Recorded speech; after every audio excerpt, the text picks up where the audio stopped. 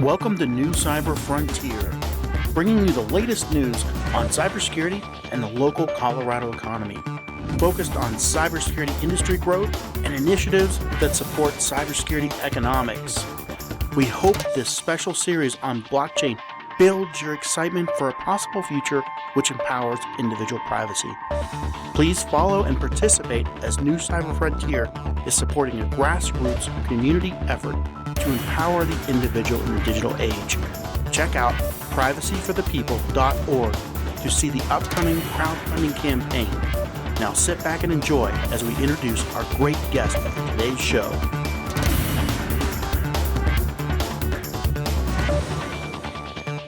Hello, I am Dr. Wanda Cousar. I want to welcome you to New Cyber Frontier. Our first guest is Tony Robinson, CEO of Pioneer Technology. Mr. Robinson, can you share with our listening audience your company and your background? Thank you, Doctor. My name again is Tony Robinson, Pioneer Technology. I'm the President and Chief CISO, Chief Information Security Officer of Pioneer Technology, and we offer senior level cybersecurity services and staffing. Wonderful. Tony, can you share with us what you see as the biggest industry problem? Well, I would like to toss out one and then potentially three items for discussion. One of the issues I like to bring up is what I call the IoT, IOM, Internet of Things, Internet of Medical.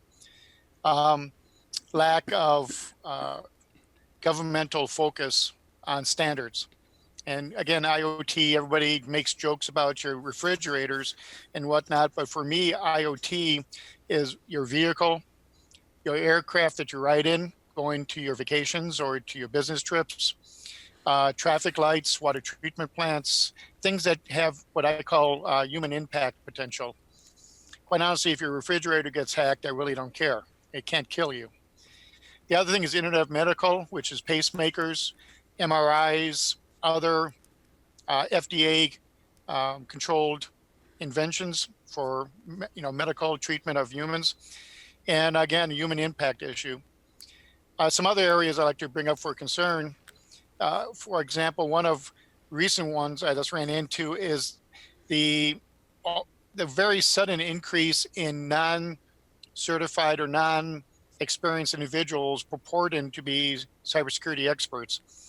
Again, I've just seen this over the last 3 to 6 months, but it's hitting companies where, quite honestly, my customers calling me in to fix problems that their less vetted staff has created, breaches and whatnot.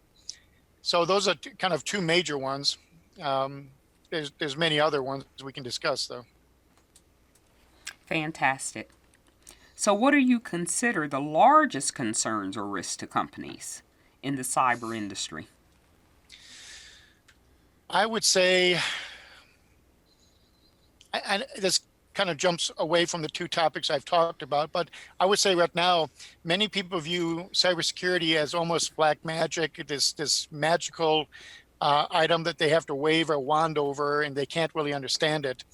I usually go and present to board of directors all the way down to the IT workers. Cybersecurity really is 50% doing the basics. And when I say basics, I'm talking about the last 30, 40 years of doing basic IT management, patching, passwords, those simple things that people, quite honestly ignore many times in their busy business days. You usually don't see those basics handled until a company gets to a certain size and bring in staff or services to address those, what I call basics. We'll be with the rest of today's show right after these brief messages from our sponsors. Cyber Resilience Institute helps build strong cyber communities designed to prevent members from attack. Like building a neighborhood watch, it takes coordination and a sharing community to protect our identities and valuables in the virtual world. Typically, we hear that organizations know they need to do something to protect their cyber assets, but don't know where to begin. Let Cyber Resilience Institute help your community create an action plan. Cyber Resilience Institute will build your community or business marketplace so that it is designed to support a collective cyber defense. Contact them for more information at cyberresilienceinstitute.org. Can you tell us, because I'm sure our listening audience, in listening to the concerns that you have and the expertise that you have, would want to have access to you? And if someone needs your services, how would they get in contact with you? Okay. Well, quite honestly, what I provide, many times companies would say, I provide you these security widgets. I provide you with these type of solutions. What I usually tell board of directors and on down is that I provide you a clarity and confidence that you're not breached. That security, once implemented properly, is a non-issue. You can just go on to your normal business days.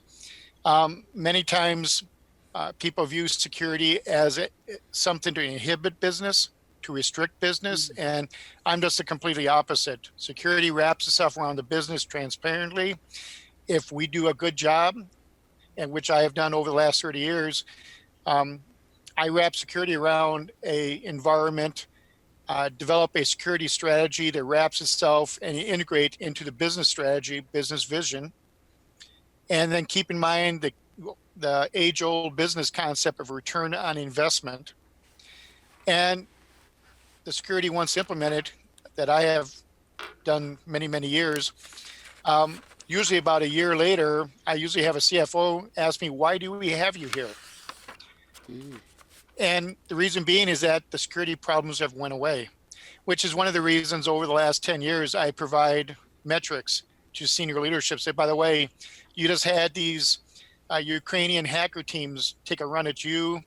And oh, by the way, they come in after the executive staff of the company, try to compromise your home internet to get into the company. And here's the metrics. Because many times in the past, security people, we just do a good job. Like I have, 10 years, 12 years ago, I didn't think about promoting the concept or the metrics that, hey, we just stopped a major player to breaking into the company. It's part of your job. So just get it done and keep moving forward. The only trouble with that is that about a year and a half later, the CFO would ask the question, we are spending X number of dollars on these people. Why do we need them? Nothing ever happens. Wow. So that's one of the issues I bring to a company. The issue that the president, the board of directors, the C-levels can sleep at night because their company, the enterprise is secured and monitored. So, and to get a hold of me, probably the best way is on LinkedIn. I do have a company website that's probably at least 10 years out of date, but on LinkedIn is my contact information. Excellent. And just reach out. And I'm available. I do work coast to coast and also both in the EU and the Pacific Rim. Okay. So again, that is CEO Tony Robinson with Pioneer Technology. In closing, Mr. Robinson has brought some really good points to our attention. The perception that cybersecurity is like some sort of black magic, which it certainly isn't, and the lack of expertise that's warranting the services that he provides, and also having to justify the services once the problems are solved with CFOs of companies. One of the things that I've seen repeatedly is that security is treated as an afterthought. I would usually, whether you are developing a product, you have a service, or you run in what I call the typical brick and mortar type of business, manufacturing, insurance, whatever, security is going to be much more expensive to retrofit than stand up in front. I worked at a very large Detroit automotive OEM, and I used to turn blue in the face discussing this issue with my leadership about how to protect cars, for example. It's going to be much easier to design cybersecurity in the vehicle space, for example, up front. And one of the issues was that, bringing in young engineers who are just being hired and educating them on the concept of cybersecurity in the IoT space. And vehicles are part of the Internet of Things environment, at least from my viewpoint. IoT can include your refrigerator and your toaster, and it includes all the way up to your cars you drive during the day, the airplanes you fly for business and vacation, and everything in between. IoT is what I call human impact territory, which means humans can get killed if this system is compromised by hackers. So that's one of the things I've always tried to do. I try to get the security environment, whether it's a normal enterprise or a product development environment, to be proactive. Get security up front, get security inserted into your discussions and your narratives with your engineers, your finance people, your marketing people. And it's no longer a cost issue. It's part of doing business. And I have had a discussion with a fairly large tire manufacturer who was hacked and lost $200 million of R&D. When he's asking me, can I hack China and get his designs back? I have to remind him, no, sir, you can't. First of all, I go to jail for that. That's, I think, a 15-year felony. And once somebody hacks it, whether it goes to Ukraine or to Russia or China, it's gone. So again, it's a learning experience. You try to get, sea levels, instead of worrying about the event of the moment, to step back and become proactive. How do we stop this from happening in the future? What steps do we have to do and implement? And since, Doctor, you mentioned your heavy academic background, I've worked with many colleges that have the same problem. Colleges are engines of intellectual property development. They create new patents, they create new software, they create new music and art and everything else. And guess what's stolen and monetized offshore? All the stuff that you have been developed in schools. So quite honestly, I joke with people that actually I'm only 28, but cybersecurity put the gray hairs on me that you see today. And I would say half of those gray hairs I'm trying to talk to universities. And I'm going to call a few of them out. University of Michigan, OSU, and quite a few others. These universities create huge amounts of wealth in intellectual property, and they're very cavalier about hiding behind the concept that we're a university, we have to have academic freedom. And I completely agree with them. Yes, freedom to develop, freedom to partner, but not freedom to be stupid. Mm-hmm. And when you have hundreds of millions of dollars of potential new products being stolen, I have to ask you, is that a good, wise use of taxpayers' money? But that's, again, that goes back to cybersecurity doing the basics. You don't have to lock down an environment to keep it secure. The issue of, the issue of IoT, when I mentioned the lack of leadership, this is primarily with industrial groups and the federal government. And quite honestly, I believe they're just afraid to really make mandates because many of the people in charge of cybersecurity within the government really don't have the experience or engineering background to say, by the way, for cars, we should do these basic things. Yes, get to that small step. Or for example, with the Amazon and Google home device, there's many privacy issues and cybersecurity issues within those little devices that you can order things, they can listen to you, you can adjust your house with it. But hackers can also use that to compromise your privacy. The third item I want to bring up is the whole issue of cybersecurity industry itself. Mm-hmm. I've been doing this for 30 some years, and I like to say that back in late 80s, I used to do cybersecurity until about 99, 2000, when people started asking me, Tony, you come with great references, you come with great, people sing your praises about doing cybersecurity, but how do we know that you know what you're talking about? Do you have any certifications like a CPA? So back in 99, I went and looked for the biggest, baddest junkyard dog I can get certified by. And my first certification with the NSA, small group down in DC at Fort Meade. And that was the only certification at that time. And after that, we have industrial organizations like ISACA and ISSP and a bunch of others creating new certifications. The trouble we have nowadays is that many people who could not spell cybersecurity a year ago are all of a sudden showing up in companies with 10 years of experience and all these certifications. So I recommend companies, please do a good background check. Mm-hmm. Please validate. You can call up ISACA, ask people for their certificate number, and validate it with the company. I mean, with the organization like ISACA or ISSP or any of the others. So even though I was born and bred in Michigan, I kind of come from Missouri, the show me state. I always believe in validating everything I see. But those are the three big issues, that I still think that people need to be aware of. Okay, Mr. Robinson.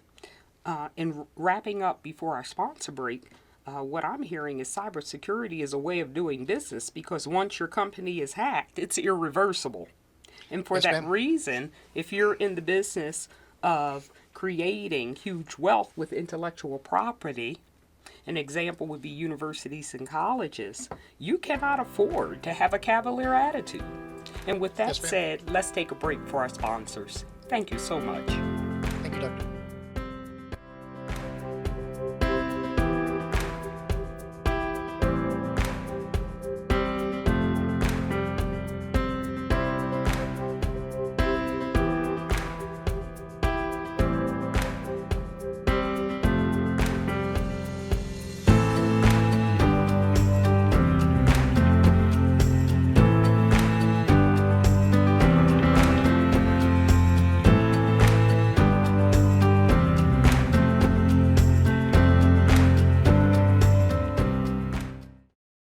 Murray Security Services are your cybersecurity experts with decades of experience providing professional training services for our clients in various industries. We offer professional training and certification in areas of cybersecurity, safety, health, and environmental services at our academy. Our in-person and online training provides a collaborative environment where students can interact directly with instructors through live chats or in private classrooms. Visit murraysecurityservices.com for more information. Mr. Robinson, welcome back. We're going to continue with Mr. Robinson, CEO of Pioneer Technology, and his elaborating mainly on some of his concerns and some frustrations with the cybersecurity industry. Welcome back. Thank you, Doctor. Well, I usually try to stay off my soapbox because I get kind of wound up about it. The one issue I always try to stress to my clients, many times there's a conflict of interest you find within companies because they view cybersecurity should be put underneath a CIO or it should answer the CFO, or in a perfect environment, it should answer to the risk officer or to the CEO. But in many cases, you have to stress the point in security. In the security sector, we own no assets.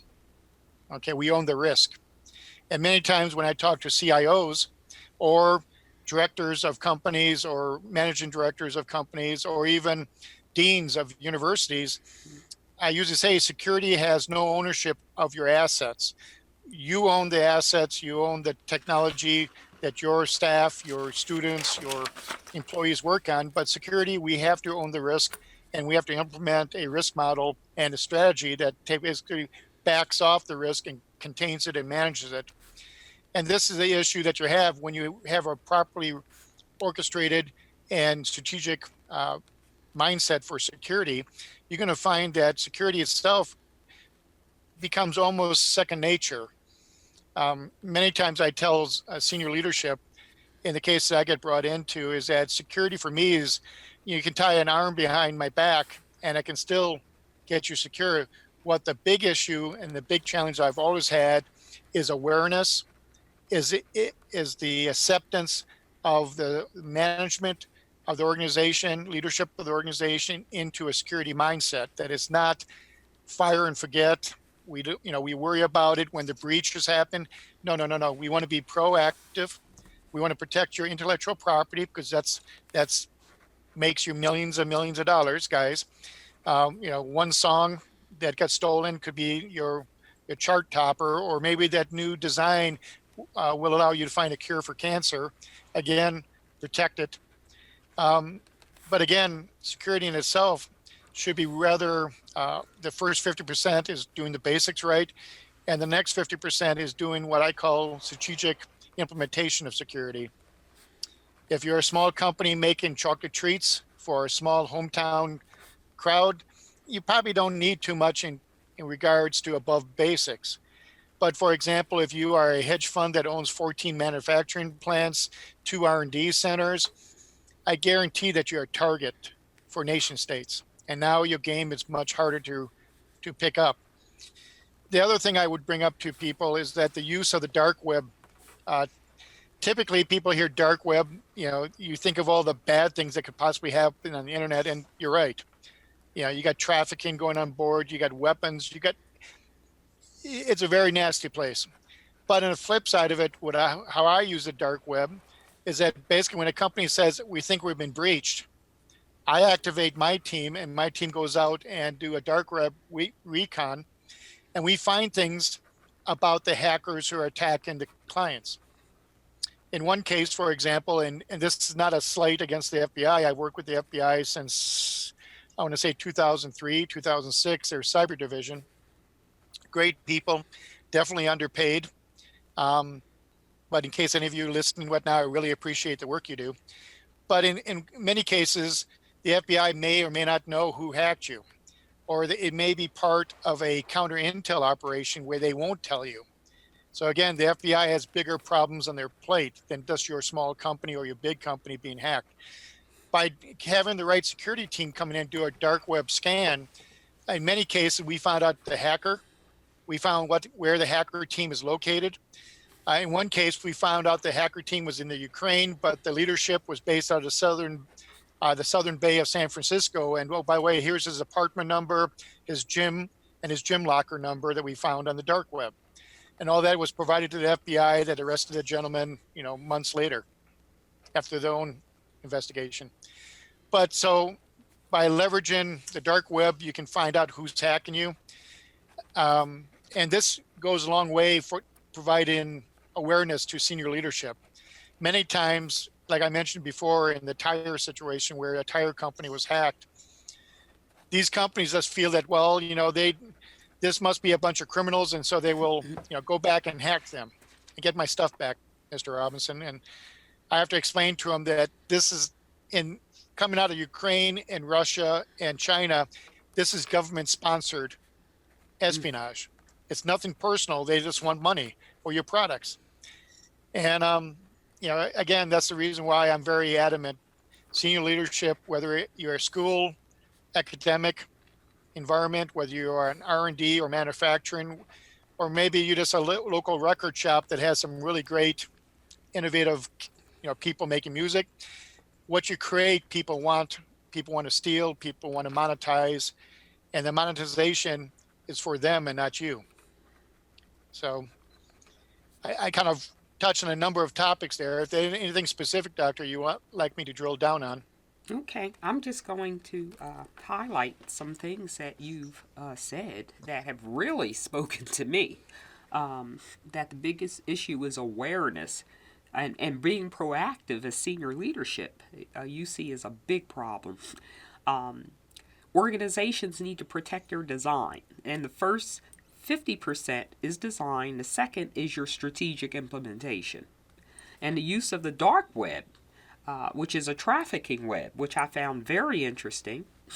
And the dark web recon is where you go to find out where one's been breached. And interestingly, you find the location, you have to identify it, and it can be out of the country. Actually, it seems like most of the time it's out of the country, but it can also be headquartered right here in the U.S. And again, once a company's intellectual property has been breached, it is irreversible. The damage is done. And that's why this proactiveness and awareness is paramount, because we're speaking of government espionage. People want to monetize off of your intellectual property, so it must be taken seriously. Yes, ma'am. Okay. And is there anything else you'd like to add to that? The only thing I want to toss out is that this typically overwhelms most C-level, most leadership, because again, they've just been trained in, and no offense, they've been trained in business, they've been trained in finance. They believe in the Queen's rules of boxing, where you stay in your corner and everybody follows the rules. And now we have basically rules goes out the window, and you have hackers coming after you to take down your business. So again, it's not impossible to protect yourself. It's overwhelming sometimes, but that's the reason why, one of the problems we talked about is that there's apparently in the United States alone, there's 2.5, or I heard a study like 3 million open cybersecurity positions. And I think that sometimes that overwhelms companies or academic environments that they need to find good people, and you do. But the issue that many of my peers run into is that I hate to bring it up, but the issue of ageism that happens in the cybersecurity world. When I was with an automotive environment, the first week I had probably easily 500 people ask me, who do I know? And I said, I know no one, I got hired. And then later on, one of the younger guys, about 28, who's been there for about 7 years, came up to me and goes, Tony, the reason why they're saying that to you, all your gray hair, if you notice around here, there's not too many people over 45 working here, unless you're senior leadership. And so that brings up kind of a nasty issue within the cybersecurity world. There are tons of good people over 45 with good experience that if I could reach in and talk to every HR person and leadership figures saying, reach out for the retirees, reach out for people with 20 or 30 years of experience out there and leverage them. Cybersecurity is not a new issue. I mean, I started it, quite honestly, and I'm showing my age now. I started back in about 84, 85 in that issue. And I learned from some very good people who did cybersecurity for things like the Strategic Air Command, bomber bases, missile environments. They had cybersecurity back in the late 60s, early 70s. So when you can learn from people like that, that's one of the reasons why I mentor quite heavily. I pay forward to younger security people. And again, they don't need me to teach them tools. They need me to teach them strategy, tactical implementation, how to deal with budgets and angry CFOs, all those little nuts and bolts issues to stop the bad guys, because it is a package. You're speaking to one of the courses I teach is career planning and management. So when you were talking about how senior leaders are being prepared, and it's not in cybersecurity, it really spoke to me. And the issue of ageism, I've discovered that as a career coach. It's a big issue. So much so, I've even had to suggest to clients that they use a functional resume so no one can quickly identify until they show up for the interview how old they are. And that's a tragedy, because we are missing historical evidence and experience of people who can solve some major problems, who have that background. And our senior leaders need to be coached and mentored by these individuals. So I have to agree with you totally, because I too have worked in industry and I've seen the chaos as a result of many of the issues that you have pointed out. And I really appreciate you sharing your values with us today. Well, thank you, Doctor. You're very welcome, Mr. Robinson. We are now going to end our interview with Tony Robinson, and I want to reiterate that we really appreciate him taking time out of his busy day to share with us and what he has done with his company, Pioneer Technology. Have a fantastic day. We hope you have enjoyed this episode of New Cyber Frontier. Remember, please follow and participate, as New Cyber Frontier is supporting a grassroots community effort to empower the individual in the digital age. Check it out at privacyforthepeople.org. Also, make sure to join our mailing list so we can keep you informed. If you have an idea, if you have a question you would like to hear answered, or if you just want to get involved in what we're doing, reach out to us at newcyberfrontier.com. We also encourage you to visit our sponsors links because they are the ones that really make this show possible. We look forward to seeing you on the next episode of New Cyber Frontier.